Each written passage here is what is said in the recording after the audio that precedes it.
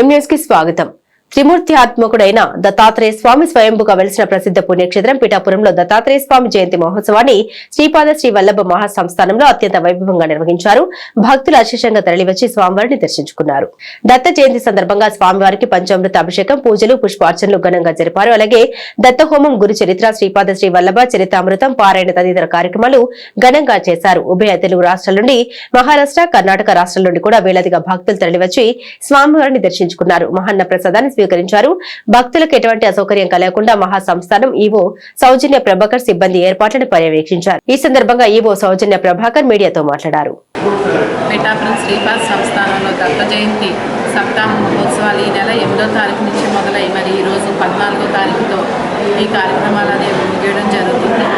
గౌరవనీయులైన మన ముఖ్యమంత్రి వర్యులు శ్రీ పవన్ కళ్యాణ్ గారు కూడా సామాన్య భక్తులకు అధిక ప్రాధాన్యతనిస్తూ దూర ప్రాంతాల నుంచి, ఇతర ప్రాంతాల నుంచి, మహారాష్ట్ర నుంచి వచ్చే భక్తులకి వసతి, భోజన సదుపాయాలన్నీ కూడా ఎటువంటి ఇబ్బందులు లేకుండా ఏర్పాటు చేయడం చెప్పడం జరిగింది. అలాగే మేము కూడా అందరికీ మరి వచ్చిన భక్తులందరికీ కూడా వసతి, భోజన సదుపాయాలు మధ్యాహ్నం, సాయంత్రం కూడా ఏర్పాటు చేయడం జరిగింది. అలాగే ఈరోజు సాయంత్రం 4 గంటలకి రథోత్సవానికి కూడా అన్ని ఏర్పాట్లు చేశామని చెప్పేసి తెలియజేస్తాం.